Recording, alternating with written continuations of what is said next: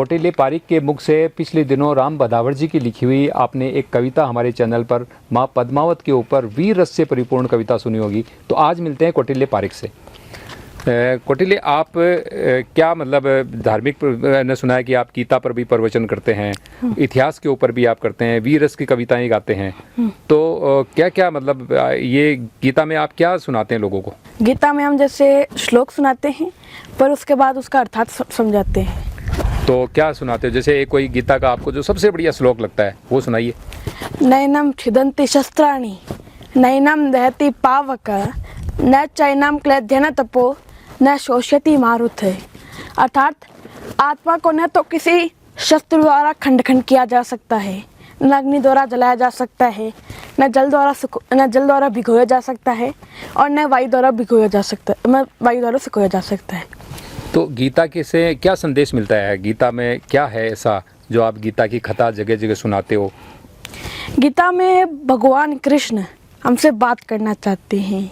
जो लोग गीता को धर्म के नाते नहीं पढ़ते, मैं उनको कहना चाहूँगा कि वो इस बुक को मोटिवेशनल बुक की तरफ से पढ़े। ये एक वर्ल्ड की सबसे अच्छी मोटिवेशनल बुक है। तो आप इसको एक मोटिवेशन बुक समझते हैं? हाँ। मतलब प्रेरणादायक है। हाँ। यदि आप भी प्रेरणा लेते हैं तो कौटिल्य पारिक कह रहे हैं कि आप गीता पढ़िए, उससे आपको प्रेरणा मिलेगी, आपको जीवन जीने का पूरी सीख मिलेगी, किस तरह से जीवन को जिया जाए। यही बात कहना चाह रहे हैं? हाँ। अच्छा, दूसरा, आप जो ये वीर रस की जो कविताएं सुनाते हैं तो हाँ। ये किससे प्रेरणा मिली आपको? मुझे श्री राम भदावर जी से प्रेरणा मिली है। और उन्हीं की आप कविता लिखी हुई आप बोलते हो? कविता बोलता हूँ। तो आप खुद भी लिखते हो कविता? हाँ। जैसे किस पे लिखी है आपने कविता? हमने भगवान देवनारायण जी की जो बड़ी बहन थी दीप कंवर, हाँ हाँ, उनके ऊपर एक कविता लिखी थी। देवनारायण जी, भगवान देवनारायण जी की बहन दीप कंवर के ऊपर आपने कविता लिखी है। तो इन्होंने जो ये दीप कंवर के ऊपर कविता लिखी है, अगले किसी वीडियो के अंदर हम आपको वो भी सुनाएंगे। इसके अलावा आप और क्या करते हैं? हम जैसे अभी प्राचीन भारत के इतिहास की यात्रा हमने शुरू ही करी है और अभी हम पाषाण काल पे पहुँचे हैं।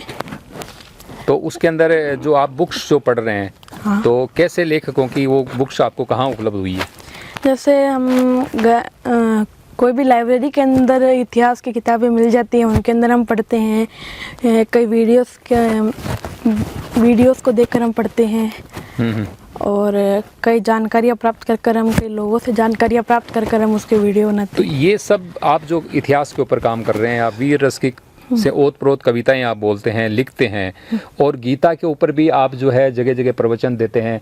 तो आपको मैं बता दूं कि जो हरे कृष्णा एक कार्यक्रम चलता है इस्कॉन वालों का, तो इस्कॉन के जितने अनुयायी हैं उनको कौटिल्य पारिक गीता सुनाते हैं, वहाँ जाके उनको गीता के प्रवचन देते हैं।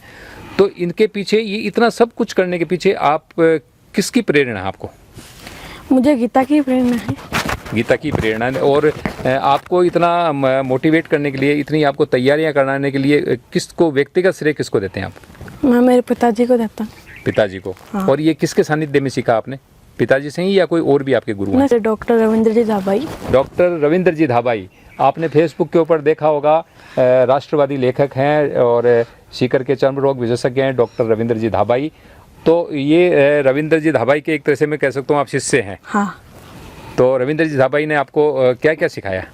रविंद्र जी धाबाई जी ने मेरे को गीता सिखाया और माला का जाप, और वो कभी कभी हमारे हरे कृष्णा मंडल में भी आते हैं और कीर्तन करवाते हैं और काफ़ी चीज़ें करवाते हैं। तो आगे आप मतलब ये जो अभी जो कार्यक्रम कर रहे हैं, इनको और कहाँ तक आगे लेके जाएंगे? मेरी गीता की यात्रा संपूर्ण हो जाए और जो इतिहास की यात्रा है वो संपूर्ण हो जाए, ताकि जो वास्तविक इतिहास है वह जन जन तक पहुँचे। ये आपका मेन उद्देश्य है? हाँ।